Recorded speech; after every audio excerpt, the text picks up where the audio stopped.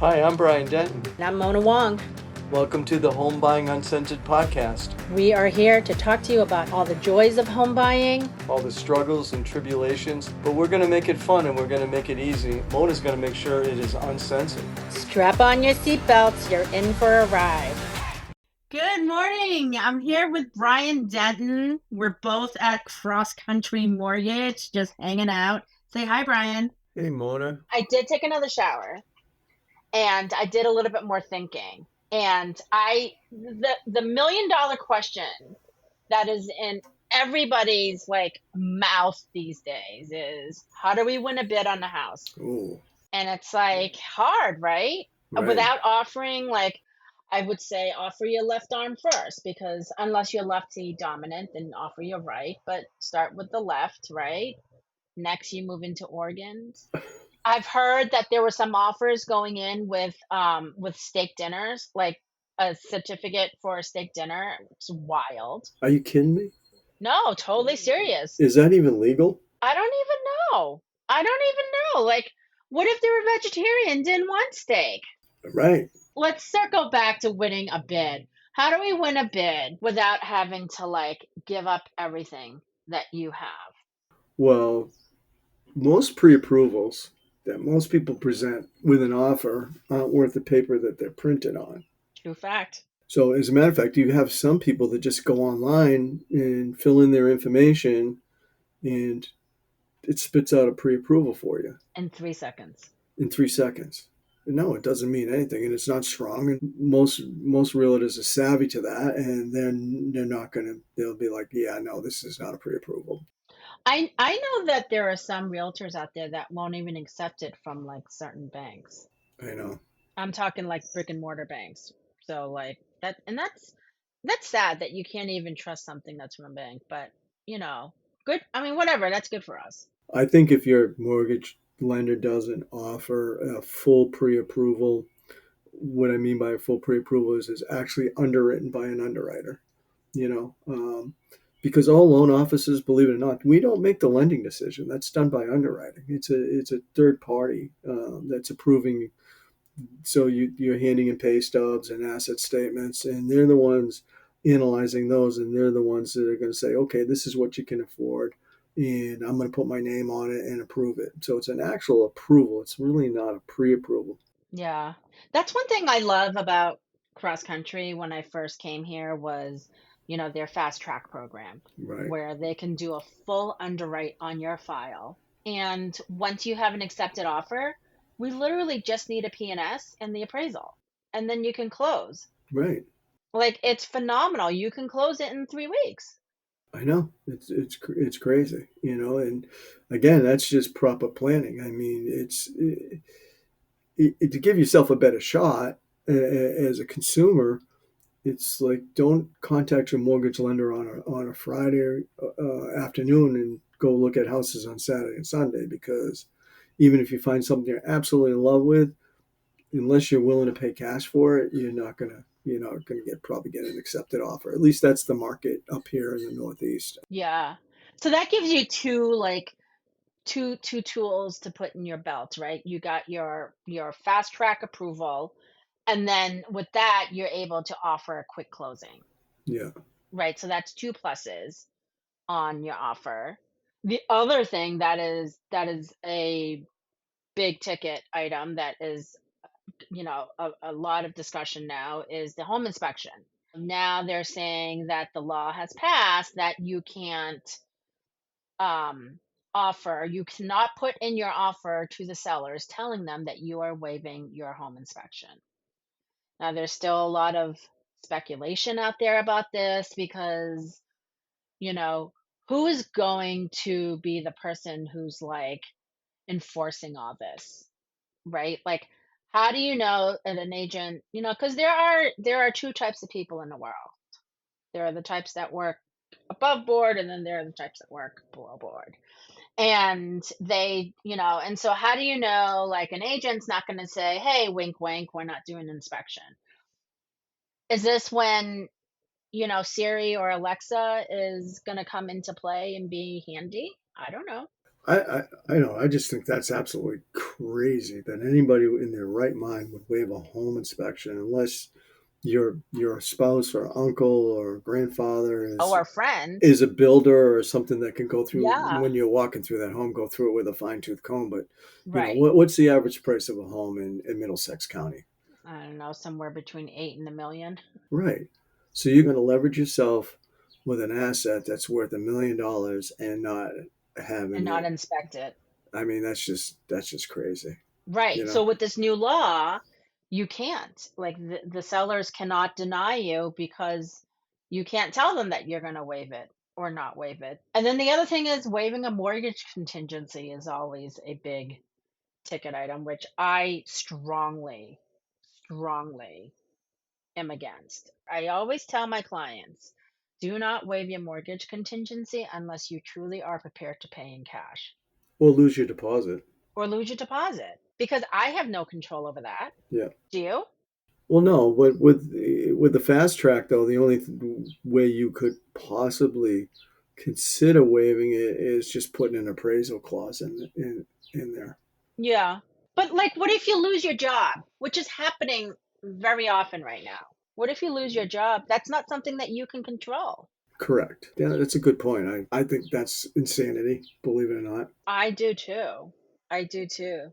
I think the market is going to come back to that once it becomes more of a buyer's market, which we haven't seen in a long time. It's been a seller's market for what, the last since COVID, correct? Yeah. Maybe even a little bit before. Yeah, starting in 2019. Yeah. So buyers have had to compete. I mean, I can't tell you how many pre-approvals I have in my pipeline that people are making bids on houses, and I actually had two separate clients bid on the same house and they both didn't get the offer Wow. accepted That's craziness. when they got 11, 12 offers on the table. Yeah. It's crazy and it's like and it's on the market for like 3 hours and then it's gone. I was talking to an agent this morning and he said his client he went 65 over asking and they still didn't get it. 65 over asking. That's just crazy. Crazy. If you've been learning a lot from this podcast, there is more to come. So please give us a like and subscribe. And that leads to like the next topic, appraisal gaps, which is a big a lot of people agents know that appraisal gaps exist. They just don't know how to calculate it and how to explain it. I mean, and the way I explain it is this. How much you pay for the house and how much the house appraises for can be different. And if the appraisal comes in lower than your purchase price, then the bank will lend out to whatever it's 80%, 90%, 95% of the appraised value. But that doesn't necessarily mean that your sales price is changing. No. So you could be put in a situation where you might have to put down more money or you might have to take a loan with private mortgage insurance, Correct. aka PMI. Yeah, and it doesn't affect people that are putting like 50% down. I mean, Right. People who are putting like 40, 50% down, even if they were putting down 30%, chances are they're not going to be in a situation where they're looking at PMI. no, but it could affect interest rate though, and I don't want to get too Yeah, far into the weeds with that. But loan level pricing right. adjustments, and it's based on down payment, and Yeah, and that could affect it. That could affect it. But that's what the appraisal gap is. And so, we all get caught up in the, oh, you're going to bid more and when you're doing that, you need to, ask your agent and say, "Hold on. Can we look at the comps and see?" You need to put yourself into the best situation possible. You might be willing to overpay, but you need to know, okay, but how much do you think you're overpaying by and how much do you think you are okay overpaying, and seeing what the comps are showing because there are some sellers that price their homes lower to induce this kind of bidding war. I just talked to a guy the other day that was selling his house in Johnston, Rhode Island. He had a pretty sharp realtor, and the realtor put it on for 499 instead of 500 to cap it. What ended up happening is he ended up selling it for 565. I mean, because it's like under 500 brought in all those people, like, because they know the market. The market's probably 550, 560. The most drastic one I saw was down in Florida, where I saw a real estate agent that this property had been on the market for, I don't know, and like 120 days, and it was like way overpriced at 575. This realtor puts it on the market for 150 grand. I mean, that far below. He got so many bids on it, it went from the original asking price that the other realtor couldn't sell, which was Oh my goodness. insane. I mean, it created that kind of a bidding war, you Right. know. It So creates a frenzy, and that's what yeah, they want to do. yeah. So I don't even know if that is that legal. Can you do that at a certain amount under market value? I don't know. I'm not a realtor, so I don't. You I know. don't know. Like it's a big risk. Yeah, I mean, It's a huge you risk. don't know if the highest bid's 150, the seller doesn't have to accept it. No, that's true. What were the comps supporting? Were the comps supporting the original asking? Would the comps, support something over? Like that's the question. Those are the questions that you as a buyer need to ask your agent. Yeah, I mean, and then they you need somebody that's going to represent you because, like a lot of people think that, especially with the new ruling on NAR, that you can just go into the listing agent, but the listing agent still represents the seller, so you have nobody representing you unless you can do it yourself. So a buyer's agent's always a good idea, but they've made it so difficult these days for a buyer's agent. Yeah, they really have. Yeah, it was supposed to help the consumer, but it's really hurt them. It's sad. So, how can we prepare yourselves for to for a better, stronger offer?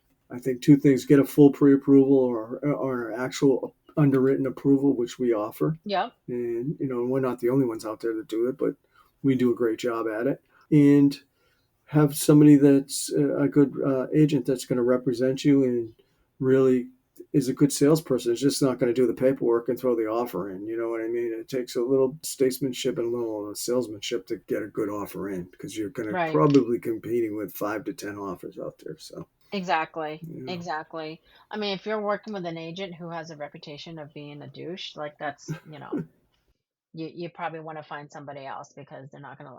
And I've heard it. I've heard people say, "Well, I have other offers, but I really don't like their agent, so I'm not going to take it." Which they shouldn't be the case, but it happens. We're people. can you use the word douche on a podcast?